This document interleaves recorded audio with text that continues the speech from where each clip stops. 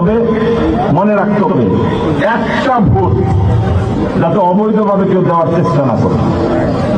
একটা কেন্দ্রে অন্য কেন্দ্রের চাইতে ভোট আমাদের তো একটা সময় প্রতিদ্বন্দ্বিতা ছিল। তো বিএনপি যখন নির্বাচনে আসছে তখন আমাদের প্রতিদ্বন্দ্বিতা ছিল, তখনই প্রতিদ্বন্দ্বী এই কেন্দ্রের সাথে পাশের কেন্দ্রের ভোট কে বেশি দিবে, এই ইউনিয়নের সাথে পাশের ইউনিয়নের ভোট বেশি দিবে, এটা প্রতিযোগিতা ছিল। মেলান্দ বেশি ভোট দেবো না মাদারগঞ্জ বেশি দেবো, এরকম প্রতিযোগিতা ছিল। কিন্তু এখন একা একা প্রতিযোগিতা। এখন প্রতিযোগিতা একটাই হবে, কোন কেন্দ্রে সবচেয়ে বেশি সুস্থ হয়েছে সেই প্রতিযোগিতা। ভোট কতটি পাইছে সেই প্রতিযোগিতায় না, কোন ইউনিয়নের সবগুলো কেন্দ্রে সুস্থ নির্বাচন হয়েছে, একটা কারো শুধু চোখ রাঙানিও হয় নাই, এরকম সুস্থ নির্বাচনে সেই প্রতিযোগিতা যাইতে হবে। আর আমাদের নির্বাচনের দিন ভোটের ফলাফল নিয়ে সবাই ঘরে ফিরবেন, কারণ ভোট কোনো জায়গায় যাতে গুরুত্ব কম দেওয়া না হয়। নির্বাচনের আচরণ বিধি দেওয়া হয়েছে, সবার হাতে হাতের আচরণ বিধির কপি কিন্তু পৌঁছানো সম্ভব।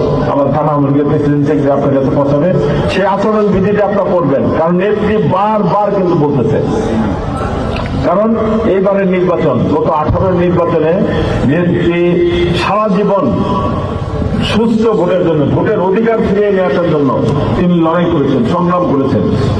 এই লড়াই সংগ্রাম করে আস্তে আস্তে 2018 সালে যে ভোটটা হয়েছে সেই ভোটটা নিয়ে নেত্রীকে প্রশ্নবিদ্ধ করা হয়েছে। সেই প্রশ্নবিদ্ধ এইবারে সুস্থ নির্বাচনের মাধ্যমে শেখ হাসিনার সে অতীতের যে ভোটের গণতান্ত্রিক পদ্ধতিতে ভোটের মাধ্যমে যে মানুষের ক্ষমতা বদলের যে পালা, ক্ষমতা পরিবর্তনের যে শর্ত, যে সাংবিধানিক অধিকার, সেটা বাস্তবায়ন করার জন্য শেখ হাসিনা কাজ করেছেন। জাতীয়ভাবে শুধু নয়, আন্তর্জাতিকভাবে এইবার তিনি চেষ্টা করছেন। সেই কারণে এবারে নির্বাচন 100% মানে সুস্থ সফল ভোট হতে হবে, এবং কোনো একটা অবৈধ ভোট যাতে কেউ দিতে না পারে তার জন্য আপনারাই কিন্তু প্রতিহত করবেন। কারণ দেওয়ার চেষ্টা করবো, অন্য কোনো দল নেই, আমার দলের কেউ দিলে আপনারা সবাই মিলে তাকে প্রতিহত করবেন। আমার বক্তব্য বাড়াতে চাই না। Please subscribe my channel, subscribe my channel. আমি বিশেষ করে আমি আপনাদের সংসদ সদস্য একবার না দুইবার না, এর আগে আমরা 6 বার আপনারা আমাকে ভোট দিয়েছি। সেই 1991 সাল থেকে পর্যন্ত 33 বছর যাবত এই দায়িত্ব পালন করেছি। এবার 7ম-বারের মতো আবার মনোনয়ন দিয়েছে।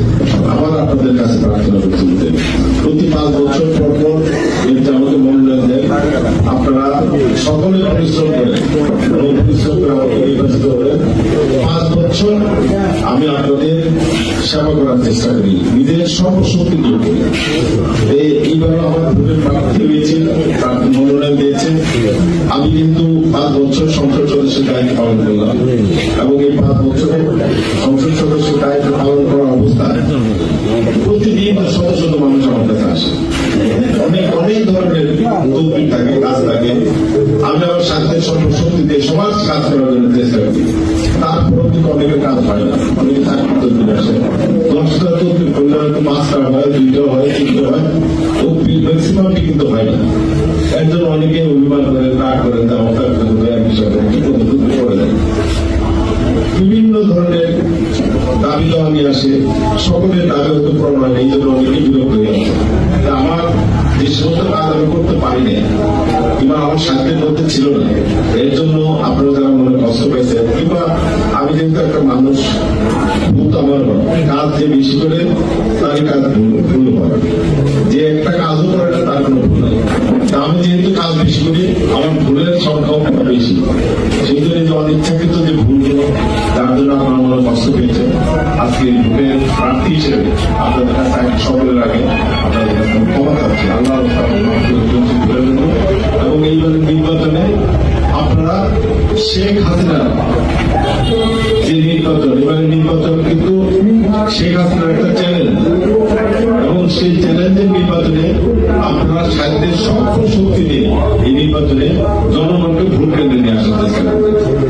আমাদের কারোর কাছে ভোট চাওয়ার চাইতে আমরা ভোট চাইবো ভোটের আগের দিন পর্যন্ত। প্রত্যেকটা ভোটারকে আমরা সর্বোচ্চ মর্যাদা।